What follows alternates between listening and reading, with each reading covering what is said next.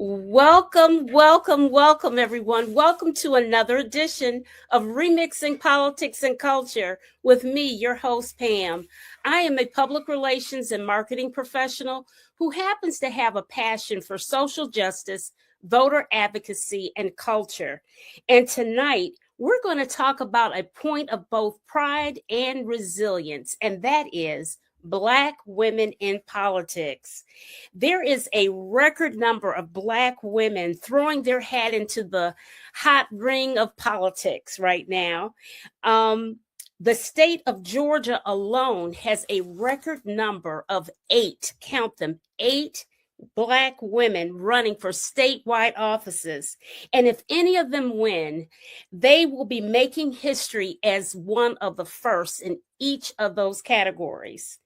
My guests have experience in this political arena, one being a kingmaker in communications, and the other as a state legislator in North Carolina dealing with a chaotic GOP controlled legislature. Let me introduce them to you. First up, I have April Turner. April is a well-respected strategic communications expert.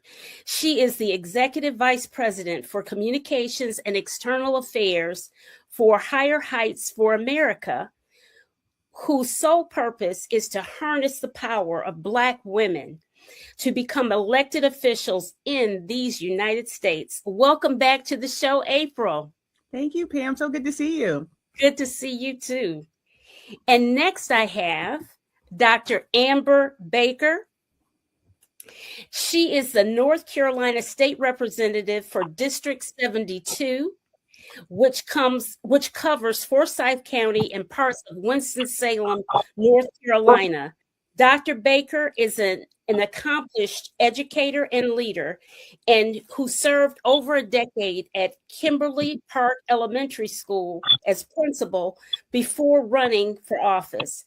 Her focus in the legislature is education, housing, and workforce development. Welcome back to the show, Dr. Baker. Hello, everybody. All right. So first up, my first question to start our conversation is for you, April. Mm-hmm. Tell us, and you know what? Okay, I don't hear the noise, any background noise anymore. I was going to say maybe we mute.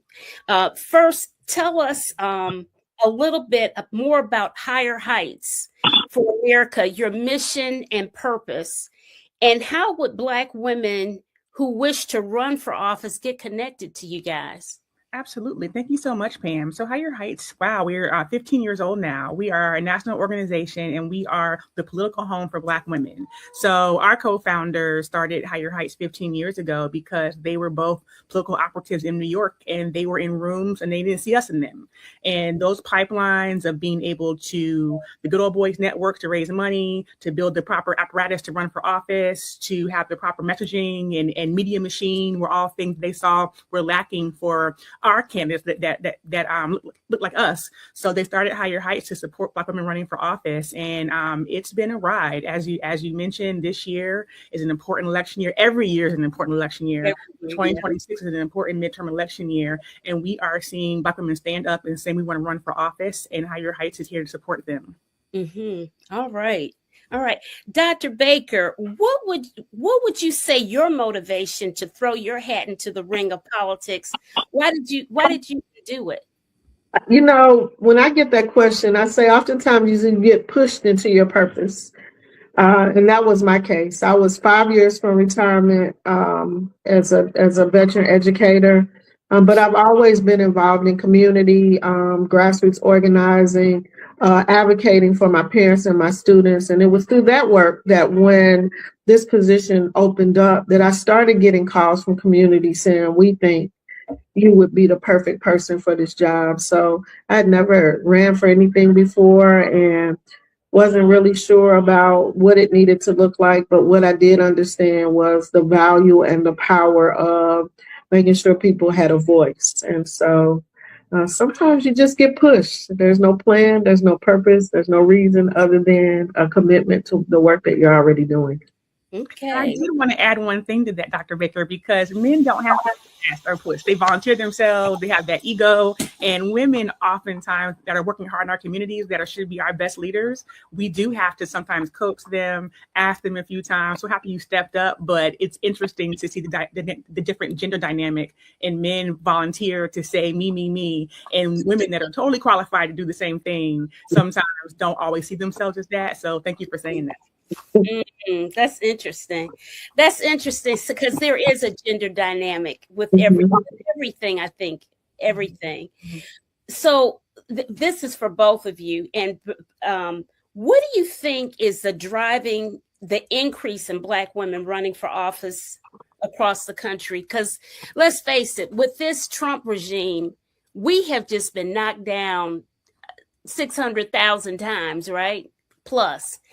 And so what do you think is really motivating us to say, hey, let me toss my hat in the ring? Mhm. What do you think is doing that, April? I will say on our end, it's interesting. We've only been in this administration for a year and a half, and it feels Mhm. like 10 years, but Yeah. it was last January 20th, 2025. And it's interesting. Remember that time there was a meme going around of Black women kind of sitting on a beam overlooking the city, and it was smoldering and drinking coffee. Like, we're sitting this out. Black women are not sitting it out. We have never been afforded that luxury. Now, I will say I have seen more maybe refocused and, thinking about ourselves more and self-care, which is all great. But Black women have long since been, this country turns 250 years old this year, the Mhm. architects of this democracy. And we understand that, and our communities need us. And there's no secret about what's happening right now. Their playbook they have published, it is public. They are trying to roll us back. Every single gain that's been made, they are trying to take from us. And I do think in this pivotal moment, Black women are stepping up and saying, no, not on our watch. And, it's interesting when we talk about we're getting ready to go from 2026 to 2028, and you starting to see who's running for office, and you get all of these, well, are they qualified? Who's qualified? The person Mhm. that's qualified who cares, the person who's qualified who's is willing to stand up. When you look at our Congressional Black Caucus in the past few years, Liz McGrath from Georgia, who is she's come to Congress to fight for gun rights. Her son was gunned down. Yes. Johanna Hayes from Connecticut was Educator of the Year. Ilhan Omar, is a Somalian refugee. These Lauren Underwood from Chicago is a nurse. These are the experiences that Congress need.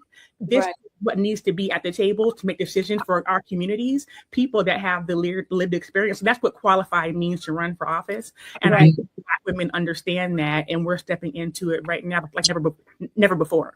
Mm-hmm. Dr. Baker, have you noticed any uptick of people talking about political office on the local level in your area? Yeah, I think April hit it on the head, but I also think that we needed to step back for a minute. When Vice President Harris did not win her seat, it was a gut punch to us, and I think we had to step back for a minute, just to kind of recenter ourselves and to take some time for us.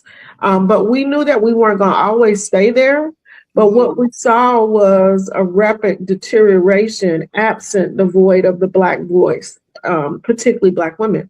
And I think what's happening now is Black women in particular, know that we're leaders. Mhm. Those of us of a certain age, and even young people, know that this country stands on the backs of Black women. And I think now, unlike me who had to be pushed, people are saying, you know what, why not me? And there really is nothing that prepares or trains you for elected office other than a passion and a commitment to change something that you see that's fundamentally wrong. And I think that's what we're seeing. And as Black women, we know that when we step into the room, that there is a shift in the atmosphere. And I think we're stepping into that.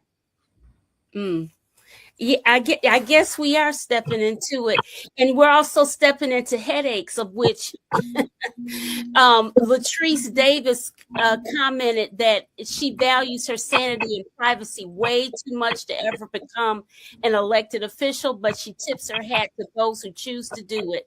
And I do too, because that's a very tough tough line to travel. And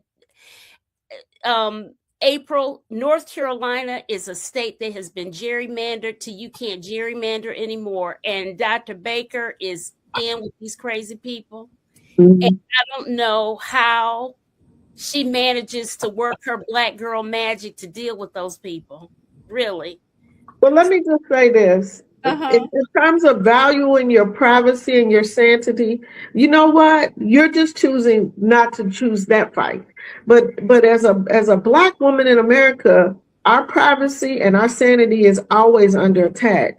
So don't think that because you choose not to be involved in politics, that somehow you're immune from it, because we face it on our jobs, we face it in our communities, and so we still face that. So I just would say, you're not immune for it when you say I'm going to set out from public office. But go ahead, Sister April. No, I totally agree. And thanks, Latrice, for your comments. Hi, Latrice. I'm not sure if you saw it. Jennifer Lewis was just on Keke Palmer's podcast and had a great Yes. time on this. And she was talking about standing up where you are. And Mhm. I agree with Dr. Baker, everybody's fight is not the same, but Mhm. in this moment, and Jennifer Lewis is like, what's happening is coming for everybody's doorstep. No one's going to be missed. So what is it that you're going to do? And maybe it's not running for office. Maybe it's supporting a candidate. Maybe it's showing up at meetings. It's calling your members of Congress. But I do feel in this moment, I agree, public office is not for everybody. This is a hard time to be an office holder, but we definitely have to do our part to support those that are stepping up to fight for us, and whatever other part that we can see that we could do where we are. Mhm.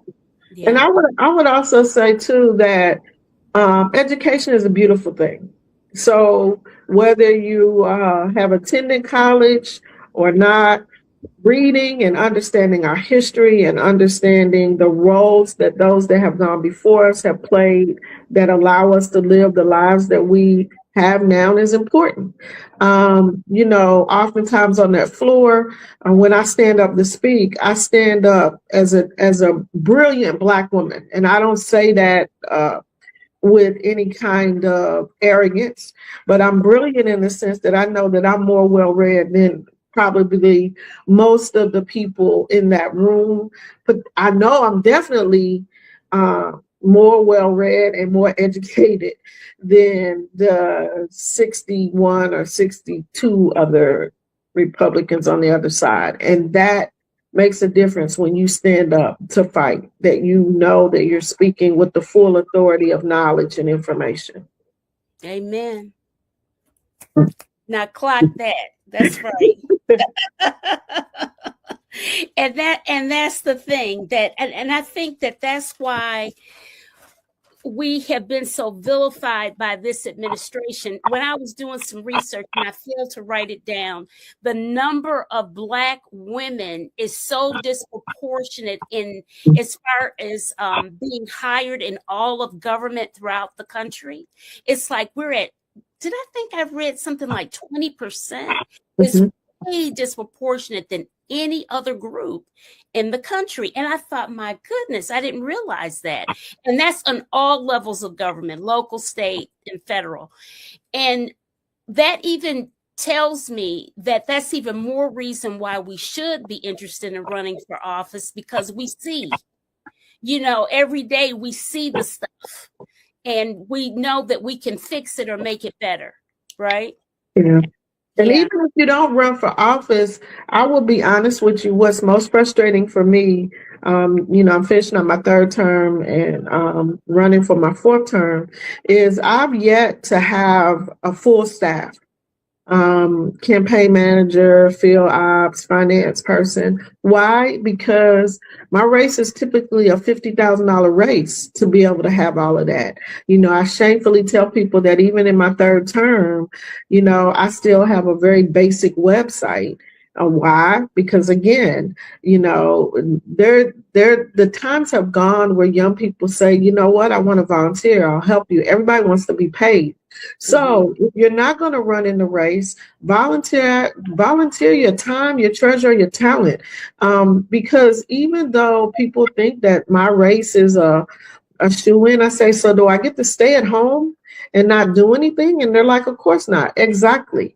And because I'm boots on the ground, every call that I get, I show up. I tell people I show up where I'm invited. Well, where does that money come from?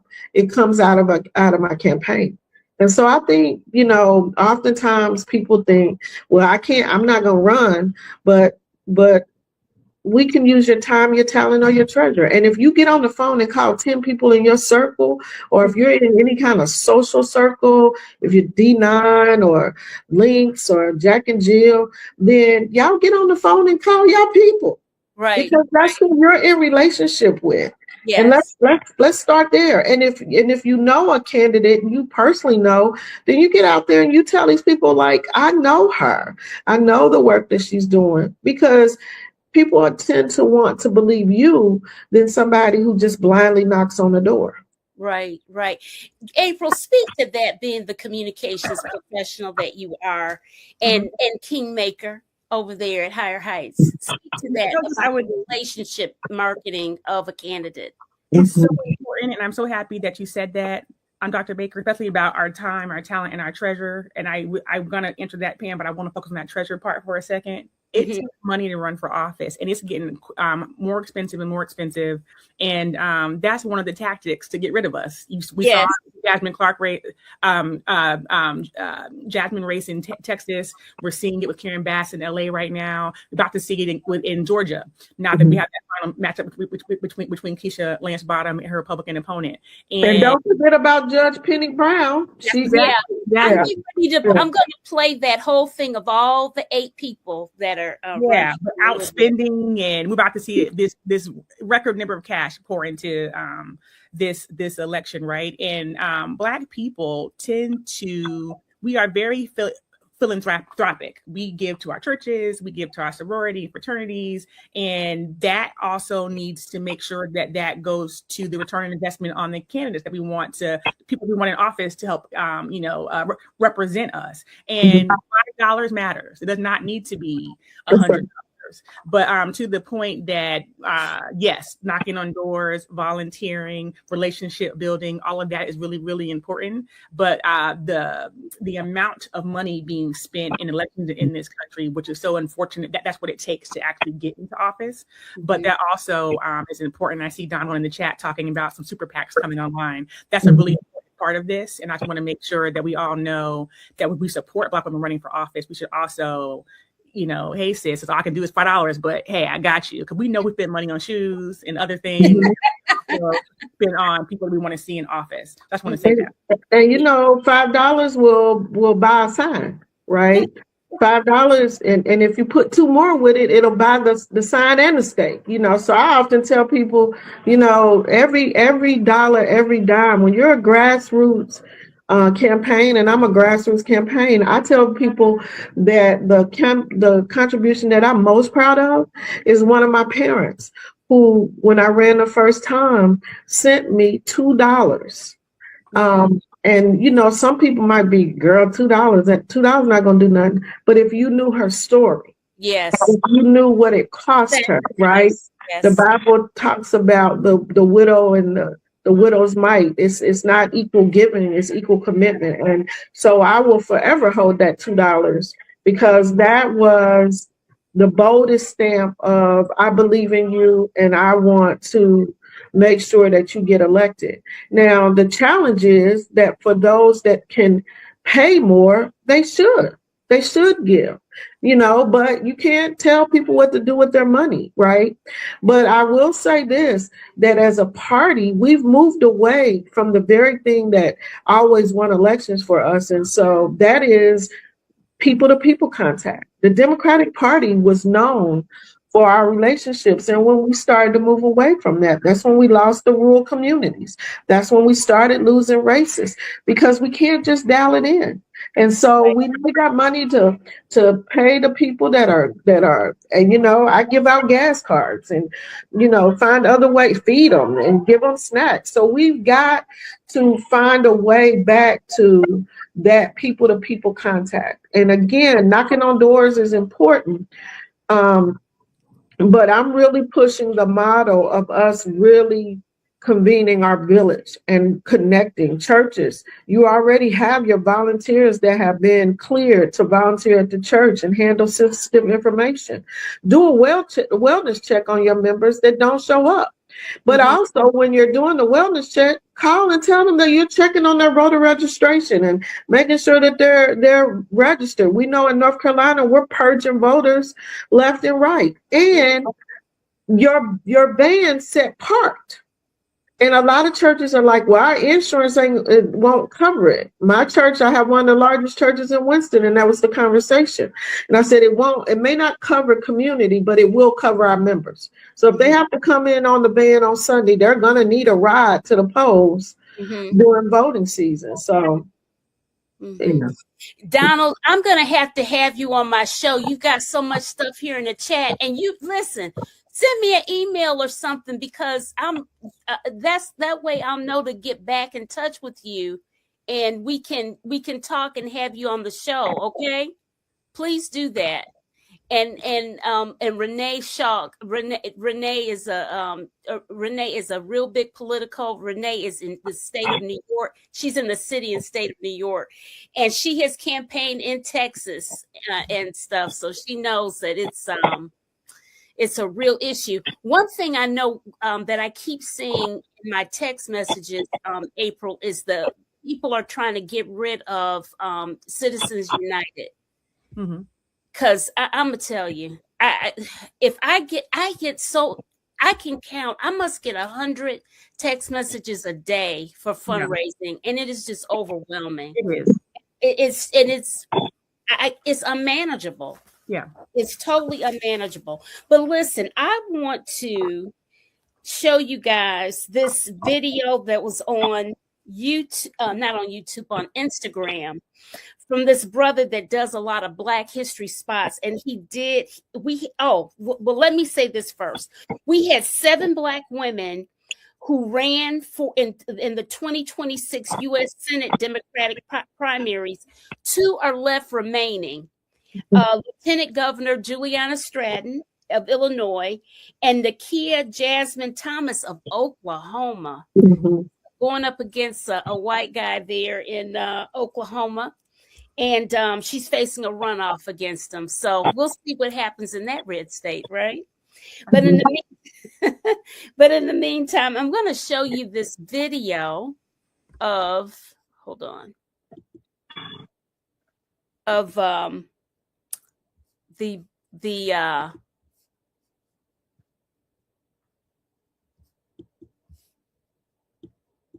okay, here we go. Keisha Lance Bottoms for governor, Tanya Miller for attorney general, Judge Penny Brown Reynolds for secretary of state, Dr. Lydia Powell for state school superintendent, and Nikki Porter for labor commissioner. But then Georgia State Representative Derek Jackson jumped in my comments and said, "You forgot 2." Then someone else replied and said, "No, he forgot 3." So then I went and yelled at my team of researchers. I am the team of researchers. It's just me. But upon further research, they were right. So let's do this. First up is Keisha Waits, a former 3-term Georgia State Representative and Atlanta City Council member who's running for Insurance and Safety Fire Commissioner. This is the office responsible to making sure insurance companies treat their customers fairly and that our public buildings are safe from fires. If she wins in November, she's going to become the first Black person to ever be elected to that position. But then there's Catherine Arnold. She's running for Commissioner of Agriculture. Now, when you hear that title, you may just think it has to do with farming, but it's much bigger than that. The Agriculture Commissioner helps to oversee food safety, making sure what we eat is safe, that the animals are healthy, and that the state farms have what they need to grow. She's the founder of Baby Katie's Farm and Kitchen. This is a nonprofit dedicated to urban agriculture, nutrition education, and connecting families with locally grown food. If she wins in November, she's going to become the first Black person to hold that position. And last but not least, we have Sheila Edwards. A business owner running for Georgia Public Service Commission. Public Service Commission decides how much utility companies can charge you for things like electricity and natural gas. In other words, their decisions can really impact our monthly bills. And if she wins in November, she's going to become the first Black person ever elected to represent District 5 on that commission. So let's add them all up. Governor, Attorney General, Secretary of State, State School Superintendent, Labor Commissioner, Insurance Commissioner, Agriculture Commissioner, Public Service Commission, 8 statewide races, 8 Black women, 8 opportunities to make history. I said it in my last video, I'm going to say it again. Less than 60 years ago, Black Georgians were fighting just to cast a ballot, just to be able to vote. And in 2026, we have majority Black women leading the Democratic ticket here in Georgia. How's that for some Black history? So Georgia has more. Wow. That just makes me smile. And team of researchers, hey brother, I can testify, because when you're a one woman or one man show, it's a lot. It's a lot. But isn't that neat? And when he first started the video, I'm like, you missed some, but he obviously rectified that. And it's amazing. So there's only 9 statewide offices in Georgia. So 8 of them are being run for Black women. Everybody but Lieutenant Governor. And I'm going to add to that, there are 5 women on the ballot for Congress. So there are 13 Black women on the ballot, in Georgia, plus more, but on the federal level, 13. And it's amazing. And to his in point, Georgia, roles, like, all eyes are on Georgia. I know in this started this year, and we were like, our organization was really focused on Texas and Jasmine Crockett, and of course that didn't work out, unfortunately. But all eyes are on Georgia. Georgia, what are you going to do? And this is an amazing thing to happen, and I don't think people even realize it until the next day. Like, look at all these Black women. I know. And we're so excited, and we're here to do all that we can do to help get them over the finish line. But that is just such a neat thing. And then, to think about, as we sit here a few days from July 4th, 250 years, this country has never had a Black woman governor. Never. It's never happened. And if Keisha Lance Bottoms can be the first one, we will all applaud that. I think that is fantastic. We have seen lots of struggles with, I will just say, the South and pitting Black women statewide in office. We saw it with Sherry Beasley. We've seen it with Val Deming. We've seen this over and over again. So we are looking to the South to say, hey, come on, it's time. At 250, that would be a great birthday present for this country, I think. Wow. So let me say a couple of things. I think Renee had asked a question in the chat about signs and knocking on doors. And, I hear all the time people say, signs don't vote, people vote. But signs elevate your presence. So it is important to have a strong sign game and making sure that your signs are in people's yards, because sometimes, and I know this to be true because I've heard it in the barbershops and the hair salons, they'll vote for somebody on the ballot because they remember their name from seeing their signs. Right. So always remember that. The other thing is, let's talk about the elephant in the room. What's the elephant in the room, Dr. Baker? So we as Black people, particularly Black women, tearing down other Black women, I have a problem with that. Mm-hmm. And unfortunately, do you want me to name names, or you want me to speak in general, Pam? You can speak. This is a free country. I was very disappointed in Stacey Abrams. Mm-hmm. And the fact that she may not have come out and supported Judge Penny Brown, mm-hmm, in the primary, but keep your mouth off of her. And she chose instead to support the white woman, who was a problematic candidate. And that's a problem for me. Mm-hmm. I mean, I get that maybe I might not be your cup of tea. And what I tell people all the time, I will never tear down another Black man or a woman. I might not support them, but I'm not going to do anything to hurt them. And we already have an uphill battle. And so I was very disappointed in her taking that position. And now what you going to do, because your person didn't win. And so can you now recover from that and put forth the same kind of energy that you put behind the white woman, to make sure that this overqualified Black woman who's clearly the best candidate gets elected. She has access to funds, she has access to money, and she may have dried up a potential donor because people look to her, to kind of know what to do. So I'm just saying, as a people, as somebody who's in this game, we hurt our own selves by tearing down our candidates and openly doing it and not holding everybody to that same standard. Right. I have to say, I agree, especially in the primary. I mean, it was like stay out of it, but I will say,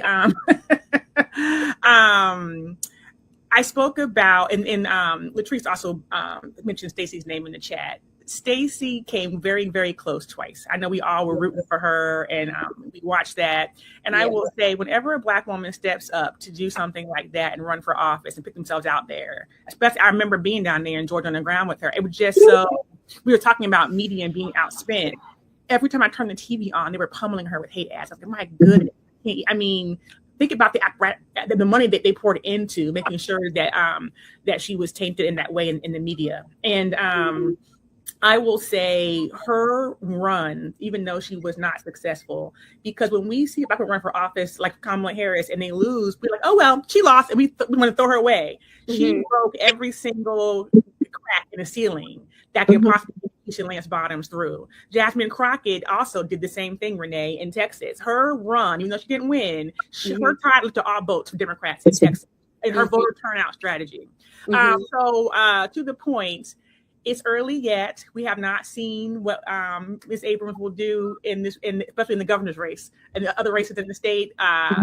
Let's give her a chance to come in and put her full weight on the scale for these Black women. And I agree, April. I mean, I went down, I canvassed for her, I gave my few little dollars, I did all of that, and I can appreciate two things can be true at the same time. And this is that instance.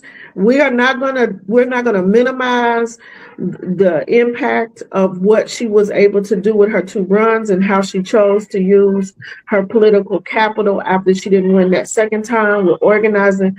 Absolutely. But I can also say that having been in that seat for her to know what it took for her to run for a statewide position, I was just disappointed that she tipped in on the scale against another Black woman. So what's equally concerning for me is that, before Sister Jasmine decided to run, she was out there doing the hard work, right? She's saying the things that we needed to hear. She's out there busting them to their heads to the white meat. And we're like, go, Jasmine, go. Go, Jasmine, go. Right. But when she dared to say, let me take this a step further, where were we? Yeah. Right. And that's what I mean by you're never going to make me be able to hate her or Stacey. Yeah. Or my Howard sister and hallmate and freshman class colleague. Sonia Lockett is Lockett, oh my gosh, she's not board member. So we all came in the same freshman class together. We're all a part. But I think we have to be able to have these conversations because in the same way I expect to be held accountable to the people that I represent, we have to be able to hold each other accountable. And we got the fight is already too hard for us. And whatever Stacey chooses to do is her business. But it made the runoff that much harder. I will add to that. I'm sorry, Pam. I'll just say this real quick. When I heard it, I didn't believe it. Yeah.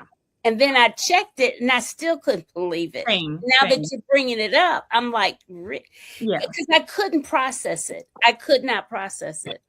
And I will say, we're here talking about Black women running for office, and there's an increase in that, and that's the hard part. So there's now more of us, and there's more of us running for the same races. We saw the same thing. You mentioned Juliana Stratton. Well, she ran against Robin Kelly, this current member of Congress, and that was hard. That fractured some CBC members, fractured many of us, and it's like to the point. And I appreciate them because I respect them for both running an above board campaign, not talking about each other in these streets, and not each other because they're two highly regarded Black women that are both capable to be next senator of Illinois, but the voters can only elect one. But as we increase in numbers, we're going to see more and more of us running for office, having differing opinions. But I agree, it's sometimes, I'm gonna say, especially in the primary, let it play out before you decide. But you are seeing more choosing of sides for people getting on board their team early, and that's one of the things about growing and being more of us running for office. And I will say, it's okay. It's okay. I tell people all the time, how I live as a free voting state representative? I am true to who I am and what I believe in.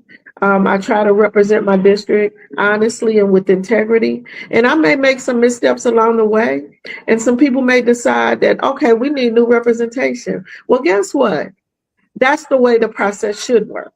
And so if somebody decides to step up, Black, white, or indifferent, to run against me, it's incumbent upon me not to tear down the person that's running against me, but rather to double down on, here's why I'm asking you to reelect me, to send me back for another term. Yes, that was not a decision that you necessarily agree with. And I've said why I supported that particular bill or took that particular stance. But here are also the other things that I have done that I deem worthy. And so I think we have to, if we're in the seat, and to do what they did. Those two sisters said, no, we're not going after each other. We're standing on our record. And I think that's the way to do it. Bonnie Newman Lewis is me and April's friend. She's our NABJ friend. Bonnie, you are commenting on the thing. Hey, Bonnie, I want to comment about this Virginia race. Thank you, Bonnie, for mentioning it. Winston Earl Sears, who ran for governor, lost. In Virginia. And we're always asked at Higher Heights, we're nonpartisan. Do you support Republican candidates? If we meet one that fits the criteria of fighting for Black women, then I'll fit the bill. But I will say about Bonnie's point, it's interesting to watch that race because, again, back to the point of what it takes to run for office, the strong network, the money, the apparatus, the media machine.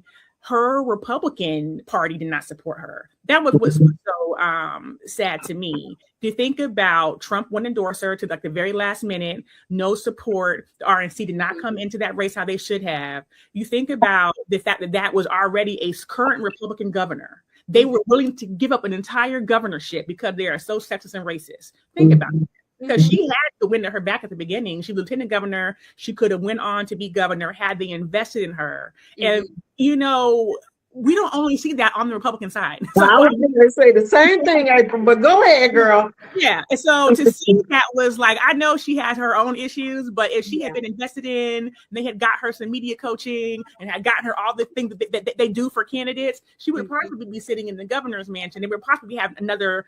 I mean, she checks every box. She toes their line. You just wouldn't invest in her. So we see it on both sides. But thank you for bringing that up, Bonnie, because she was a Black woman that probably could have won that race had she had any serious investment from her own party. And we see that in the Democratic Party. I'm afraid I can't talk about other states, but I can tell you in North Carolina that we had a Black candidate for labor. We had a Black candidate for auditor. We had the first, by the way, she was appointed by Governor Cooper. We had a PhD in economics that ran for treasurer. And we did not see the money come in to support them.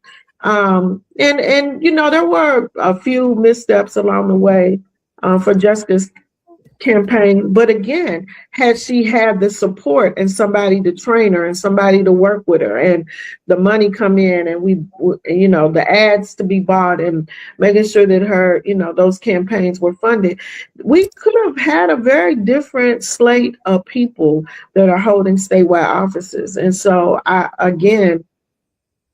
we know that. We know that as people of color, even as a Democrat, we don't often see the money come in to our campaigns. And if it does come in, it comes in too late almost to even make a difference. and that's the problem. Mhm. That is a huge problem.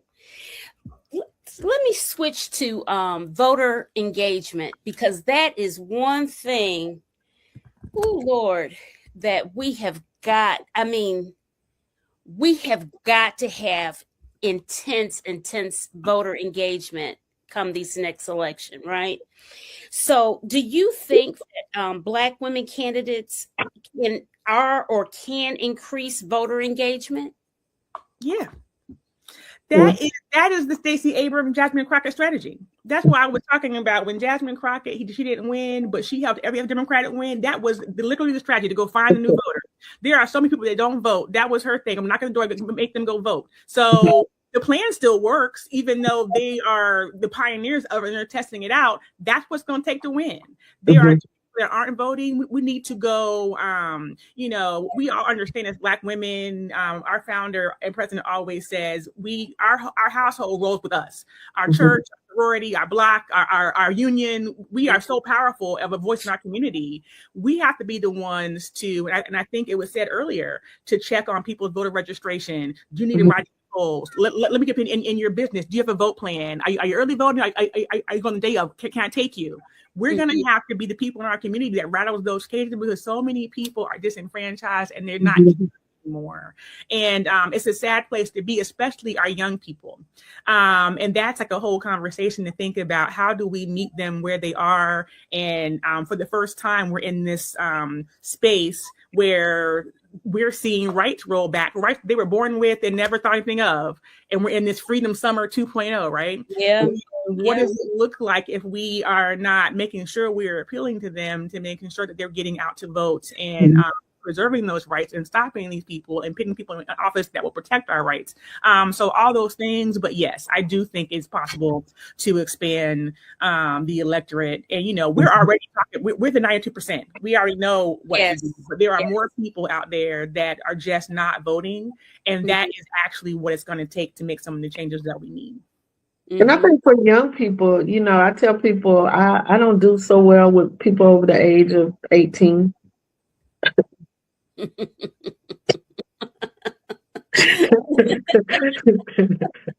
But I spend a lot of time talking to young people, right? And I often quote this particular passage about in the Bible. I don't know if scripture and verse, but it's in the book about old men dreaming dreams and young men having visions. And I imagine that in part what that means is there comes a time where we have the wisdom of the lived experience, but we don't have the energy or the strength to do what we once did. Young people have the energy and the strength, and they have the vision for this season, but don't always have the wisdom. And part of what we have to do as older people is to begin to create space to listen to them, to hear them, to talk to them about what does campaigning look like for you? What are you looking for in a candidate? What's important? My daughter, when she voted for the first time, I don't know what they call the Bernie Sanders people, they have a name, but the first election that she voted for was for Bernie Sanders. And so I went back and asked her why did you vote for this old rich white man? Like, what was appealing? I wanted to know, because Bernie Sanders had something that appealed to young people. And she said, because he's talking about stuff that's important to us, student loans and the environment. And so I think that we have an aged electorate. And they are so far removed from things that are that are affecting everyday lives of people. But yet they've not created a bench. They've not worked with young people to get them prepared to run for office. And we've got to do that, right? We have to do it. Yes. Because go ahead, I April. want to add to that point, and thank you for that, because there is a shift happening. We saw what happened in New York with Madani and his 3 members of Congress that he was trying to push through. We saw what's happened recently in the DC primary. Janice George, 38 years old, Black woman, Democrat, socialist.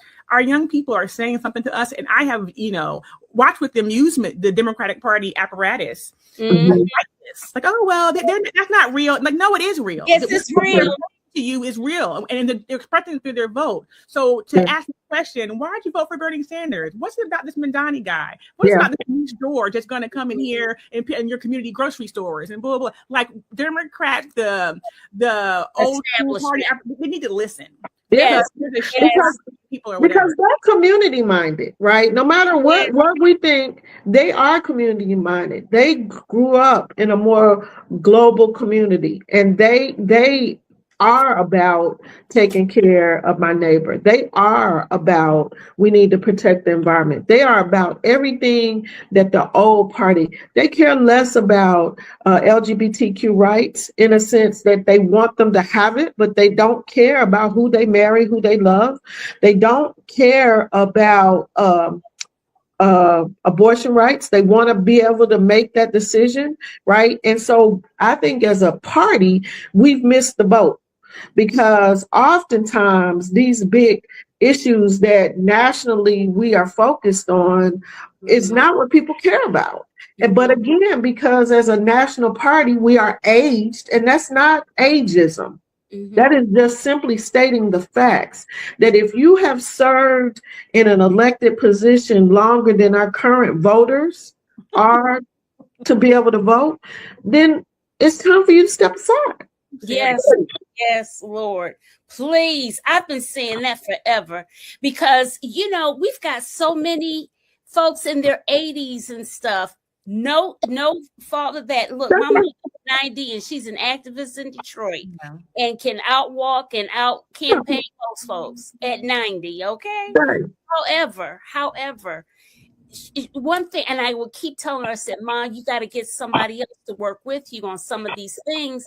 You got to bring somebody up after you to show them all about how you do robocalls and all this stuff. Yes, my mother does robocalls. Anyways, she says, I can't get anybody to be consistent and disciplined to do the things like, because she's a teacher by trade, to do things like I'm trying to teach them to do, so that you will be successful, because you have to be consistent. Well, I disagree with that, Pam, and I'm an educator too. We would prefer them to be consistent, but anything that your mom can give them for whatever time she has them, anything that you can give them, they got it.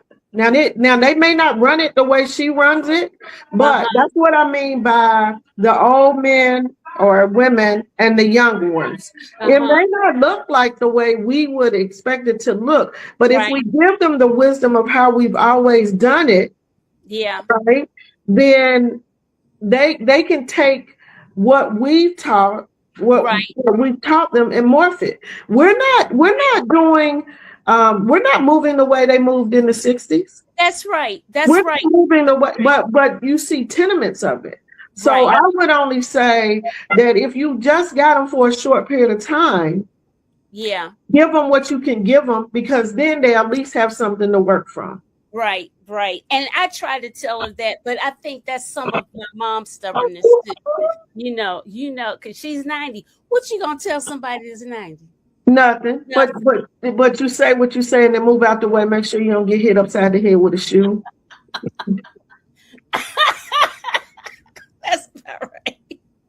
That's about right. Yeah, and the youth can teach us so many things too. Because look, I was talking to a young man the other day. I said, I need help to get these YouTube, all of my shows cut into shorts and stuff, because I have no bandwidth to do another thing. Okay. Not another thing. And Dr. Baker says that part, and the youth, the chat is jumping here. Young people have behind the fight for 15 and the anti-ICE fights. Oh my God. That's another thing. We got to deal with all that. Anyways, let me ask you guys this. I had all these little questions and stuff all out. I had a question for you, Dr. Baker. You might have answered it already. I don't know. Can you share with us a story or an experience that illustrates why increasing Black women's political representation matters? Why does it matter that we have more Black women? I can give you a recent experience. For those of you who may be following House Bill 958 here in North Carolina, which is another voter suppression bill, we have what we call shadow chairs and shadow committees. And what we do is, since we don't have any power, we still organize and strategize if we're in power. And I'm the shadow chair for election law and reform. And when House Bill 958 came, right, I was the person that orchestrated the strategy. And, you know, we had two people that really worked really closely with people on the other aisle, but all they were giving us were crumbs, right? So what we're not going to do is stand up there and thank them. That's not what we're going to do. Well, we're going to get up there and we're going to stay on message, and we're going to continue to talk about the fact that we still don't have a budget. And yet here we are dealing with the 7th, 8th, or 9th election reform bill, which we know disproportionately affects Black and brown people. That's what we're going to do, right?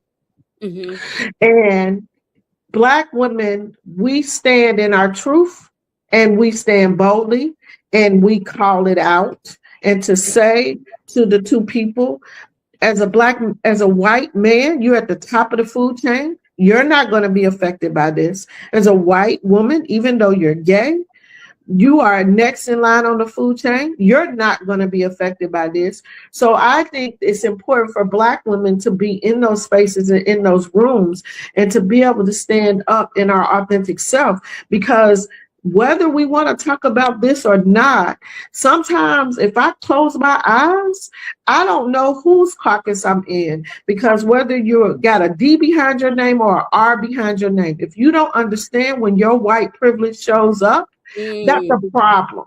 Yes. And I think Black women, we're courageous enough and strong enough to call that out as well. Because the worst enemy to the Democratic Party, Black Democrats right now, are progressive leftists. And so that's why we have to be in rooms where the conversations are being had and the decisions are being made, because that life experience that we talked about early, the history that we carry, right, the scars that we carry, when we're in those rooms, if we don't bring that full weight of who we are, then we can't even bring change to the political system. And that's my truth, and I'm standing on it. All right, Senator Baker. And not Senator Representative Baker. Oh, Lord. I might be claiming something to have. Higher heights, I'm going to need you, April. I'm going to need you. We'll have to make a decision real soon, but I'm going to need y'all higher heights if I'm going to be senator. That's all right. Bonnie jumped in the chat and she says, what do you attribute to the animosity and current lack of support for Black women candidates in this election cycle under Trump compared to previous election cycles under Trump? I mean, it's the vitriol. Yeah, I mean, it's just over and over again. I mean, the name call. I mean, it's just we've had to start a whole program in defense of Black women. Think about how he's attacked Tish James, the way he's attacking Monica McIver in New Jersey. She had a trial court date last week. The way he's attacked. I mean, it's just disgusting. Yeah. So unfortunately, you know, I do think people have common sense, but he has the microphone, he has the pulpit, he has the stage right now, and everything that he says is magnified, and it's awful. And like I said earlier, in 2024, you know, Kamala ran a great race. We know she only had 107 days, but when we lose, they throw us away. How many times did I run for president? 4? Like it's just like crazy. Like you can't throw Jasmine Crockett away. You can't throw Kamala Harris away. But we consider you're a Black woman. Oh, you couldn't do it. You're done. And they get to fail so many times. So we have to change our framing and thinking about this. And sometimes you do run for office a few times and you lose. It's okay. But the fact I think I was reading an article the other day, and it was talking about 2028 contenders, and it was kind of like, Kamala maybe. They've already moved on to Gavin and to Pritzker. There's no other proven Democrat right now except for her. She's the one that raised money. She's the one that did it. Like, how do you put her in the mid category of people that have been untested? How crazy? She's been the vice president. Right. Also, as quiet as it's kept, and really not so quiet on the internet streets, there's all this question that she really did win. Yeah. Yeah. Yeah. Well, and I think so. Well, and you know, again, 92%. If I decide to run for Senate, I'm gonna need y'all to show up because, again, I'm a truth sayer. Where was Joe Biden when she ran? Nowhere. Where was Nancy Pelosi when she ran? Nowhere. Where were the people who were pushing Joe not to run? Again, but when she said yes, where were they? And we don't talk about that at all.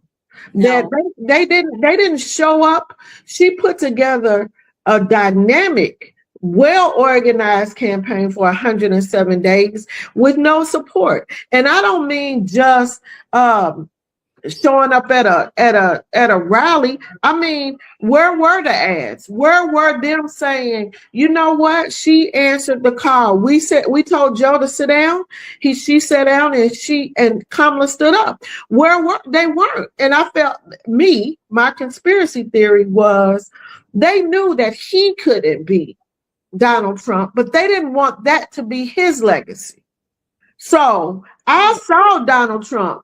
I saw President Biden the night after election. After the debate, I was on the tarmac when he came to Raleigh. And the man that came down off of Air Force One was not the man that we had just seen on TV. Was not. Now, that's my conspiracy theory. But I feel like they closed in ranks. They made it seem like he couldn't do this. They pushed him out. He's the hero. He's the hero of his own story. That's me. I don't have nothing to validate that other than I watch what you do, not what you say. Yeah. It's so many. The chat is jumping. Noemi said she wanted to thank you for calling it out. Yeah. Yeah. Okay, Jeff. Yeah, I'm glad you said that. I'm about to comment. Hi, Jeff Winbush. I'm about to comment on your comment, Jeff. So listen, our country is in a bad place. So this is what I talked about earlier about the primary. We should want every single candidate that wants to go through that primary. Let her go. If she don't have a snowball chance, she don't have a snowball chance. But the things that I'm hearing, she shouldn't run. We shouldn't say that about anybody in there. That's right. Tells people not to run. Come on, like let's listen to ourselves. Yes. If people criticize her for not having a full time to campaign last time, if she wants to go through Iowa, New Hampshire, and kiss babies and go to state fairs, let her. Yeah. We're not in a position right now to block out anybody at the gate. That's right. I want to see everybody that thinks they can run to get in there and get through the process, the full process this time. So I'm not ready to say that yet. That's correct. And the thing is then it could be 27 of them and made the strongest candidate win. And who's the strongest candidate? Whoever gets the most votes. That's the only candidate you hear that about. She shouldn't run. Right. You don't tell the white boys that. They tell them to try over and over again. Pete, I'm not trying to be funny. Pete Buttigieg was like the mayor of Mayberry, and they have catapulted him to whatever. And okay. Right. And unlike us, when we're articulate and well spoken and accomplished, we don't get the attaboy prize, right? And he catapulted because he's well spoken, he's articulate, he was able to shut some stuff down. And I don't have a dog in the fight about him, but you're absolutely right that we can stand up there and we can speak to the issues and have the qualifications to stand behind us. And if we happen to win, oh well, that was just luck. No, it was strategy. It was, John Caldwell said something that I think we've hinted to, but we didn't say out loud. He says we have some white nationalists within the Democratic Party as well. Amen. Did you hear me when I said if I close my eyes? Yes. I don't know whose caucus I'm sitting in because it can be hostile. Yeah. It can be very hostile. But I just so happened that before I was all cleaned up and I got saved and Jesus saved my life and helped my mouth and all that I was a girl from Louisville. And so she pops out. And when she pops out, she ain't nice. Her mouth ain't saved.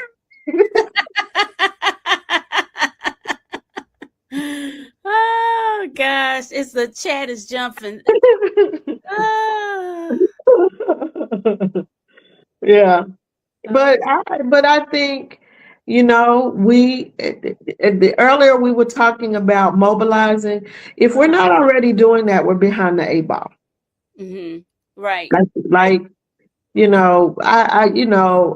would, like many other women, the day after the election in 2025, I was hurting, I was disappointed, I was mad, I was angry, all of that. But the cause I was on, I was like, yeah, we got to do 2 things at once. Like we have to nurse ourselves and continue to be in community with each other, but we've got to get up and we've got to keep fighting. And so we can't, part of the problem that we have is that we wait too late. And if people are just now organizing voter registrations and still trying to put together plans, we are less than 4 months away from early voting. I know it's too much. My nerves are bad, and I got to listen. We have so much that we have to do to get our people prepared to get this voting going. Mm-hmm. You guys are really hot in this chat. Listen, everybody in the chats, wherever you are, if you on YouTube, please like the YouTube, put a like on there and subscribe to my channel, please. And thank you. Let's see. And wherever you are, share the video. Share the video. Mm-hmm. Share the video, guys.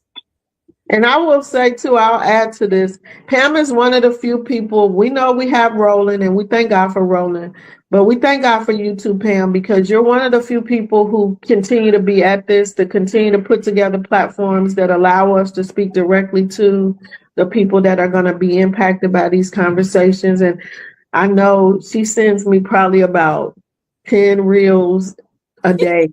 I love it. But you got to stay in the fight because you are a needed voice. You are a needed voice. And I thank you because we don't always get to get these kinds of platforms to have these kinds of conversations. Well, I think it's the only way that we learn, really and truly. And I have the experience of working in a place that a lot of people that are very marginalized and they receive services.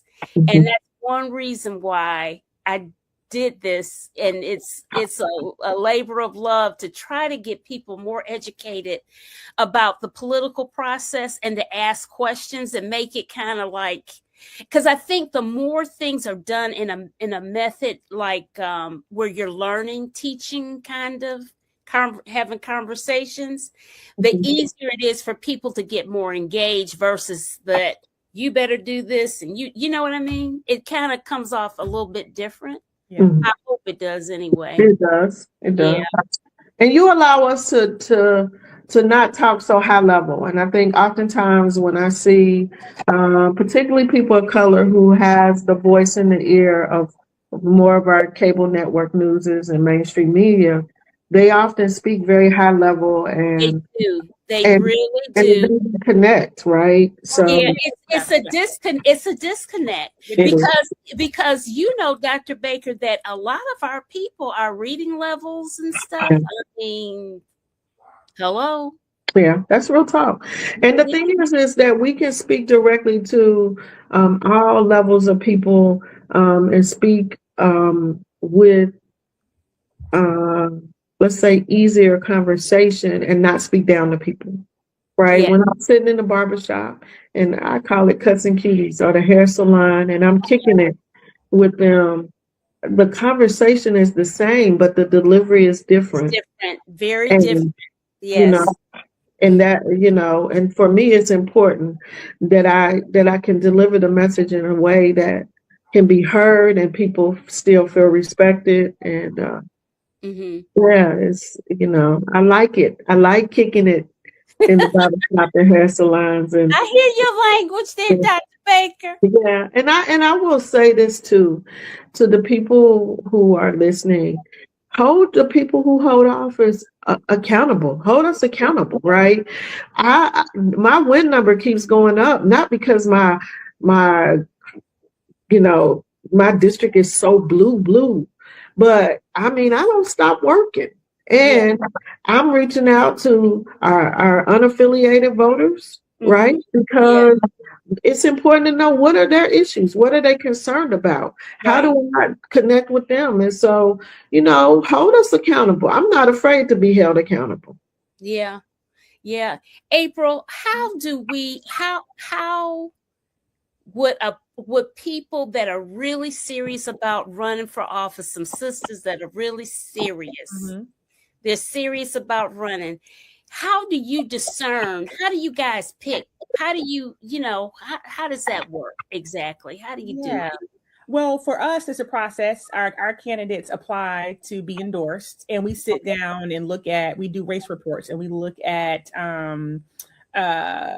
just their background. We look at their operation to see, are they able to raise money? Do they have campaign staff? Do they have, if there's any polling in their race? And I mentioned before, life's starting to get a little harder because it used to be 15 years ago when we started, like, oh, there's one Black woman in these races, and that's not what's happening anymore. So it's requiring a little bit more, and we do have a meeting with them, a Zoom meeting with each candidate before our board votes. But yeah, and I would say for anyone interested in running for office, it's really all consuming to really sit down with your kitchen cabinet, your board of advisors, to make sure that's really what you want to do, that you have the support, that you see a pathway, that you have some understanding of what it takes to win in your district or your state or what you're running for. Who to call to that does know those things if you don't know. All those type of things I think are involved in us endorsing a candidate, but what they're going to go through to run for office. And it's hard. It's very hard. We always end every endorsement interview with the same question. We ask them, we grill them on all the other politics stuff, and we ask them, how are you? How taking care of yourself? And people are often back by that. But I'm like, some of these women are running for office and it's all consuming, and they're not doing the things they need to do to take care of themselves. So take a beat and breathe. We always remind them, make sure you drink your water, you're getting your sleep, going to the gym, because you're our leaders and you're putting yourself out there to lead. Go to homecoming. Go to homecoming, yeah. But one of the things I love about Keisha Lance Bottoms, and sometimes she's criticized for it, I just love to see her fun videos of her daughter dancing. Love to see that she can keep it fun and run for office. And this is really hard work if you don't take those moments to breathe and have a little bit left sometimes. Yes. It'll really beat you down. So I would say that part is equally as important as all the other things that you have to do to make sure you can win office. Yeah. In the chat, we are too slow to get ready. I don't see us moving like we're in a crisis. That's right. Whew, y'all are, and Jeff wants to be on a panel. Thank you, Jeff. I wouldn't be too hard on us. I was laughing last summer. We had our fans and boots on the ground, right? Everybody's like, are y'all really line dancing? Why this world? I feel like Black people have been through a lot in this country and through history. We understand what to do. We do need those things too, in addition to getting in the fight. So when Right. people boots on the ground, everybody's line dancing. Yes, Let's go to the barbecue. Let's go to the Yep. barbecue, but also fight, because Right. that's what keeps us sane. yes. So Yes. I think the light parts are important too. They're very important. Our mental health. We cannot say enough about keeping ourselves mentally right. healthy enough. And this young generation gets that better than any of us. They do. They got that part locked down. They do. They really do. And I applaud them for it. For sure. And I love this what Renee Schalk says. Sisters, find your joy first. Absolutely. Well, ladies, I have enjoyed our conversation. This has been a great conversation. Thank you. Thank you so much. And you guys share the video to people. Hopefully I'll have this young man I met mix this up and break it down, so I'll have some YouTube shorts sometimes. Now, Sister April, you heard Pam first. So y'all go back to her. When you go back to y'all doing y'all meeting around the table, say, well, you know, we might have a candidate down in North Carolina that can run for that Senate seat that's coming up in 2028. Hear her, and I have your email, so I'm gonna reach out. And tell my sister Lockett I said hello. Thank you again, Pam, as always. You are welcome. You are welcome. Thank you all for listening, participating, and sharing the video. All right, we're gonna wave off to everybody. Good night, guys.